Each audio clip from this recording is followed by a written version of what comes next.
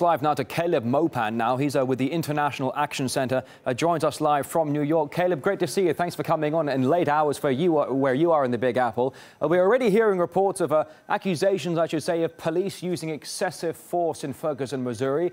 Some quick to say, though, the police have no choice, given the fact that crowds are riotous and lobbing rocks.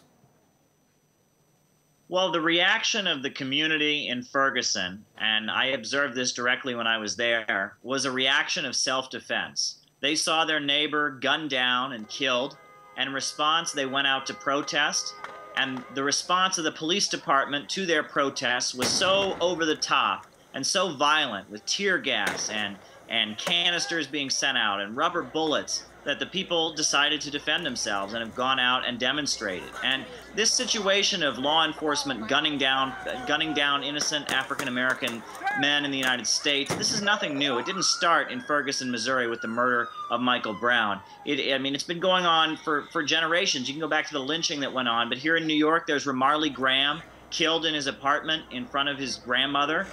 You know, you have so many cases like Eric Garner here in New York, who was choked to death. This is a problem that keeps happening, and people Caleb, have tried... if I can jump in, I'm really sorry to interrupt you, but without going back into a history lesson here, that the police chief for the St. Louis Police Department saying already that the protests we're seeing right now are far worse than what was witnessed in August. In fact, I suppose with looting going on, vandalism taking place, I mean, let's be honest here, I mean, how should the police react to such a situation?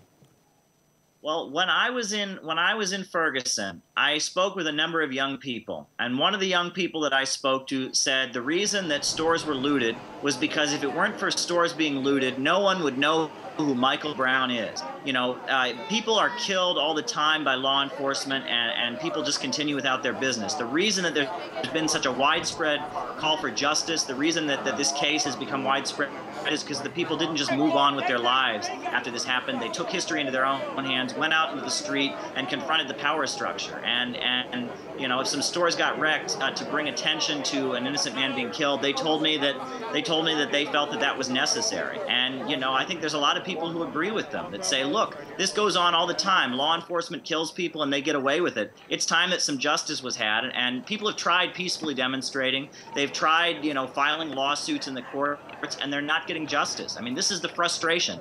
Well, Caleb, a call's been put out for both sides to exercise restraint. That call coming out from the American President Barack Obama. Obviously, he is in a tough position.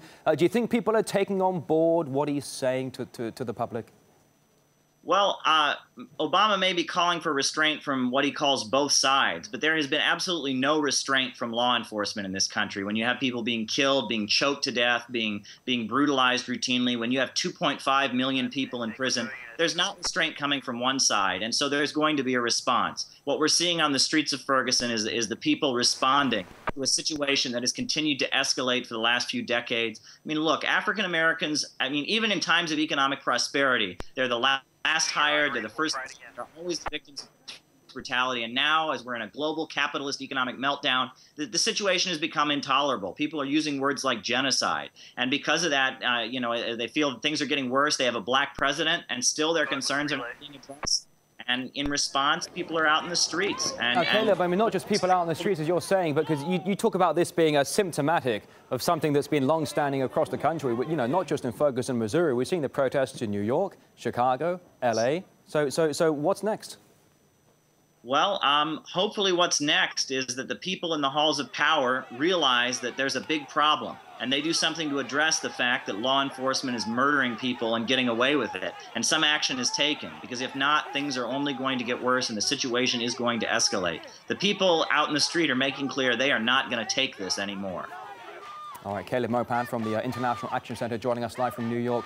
Thanks very much for coming on at such a late hour here on RT International.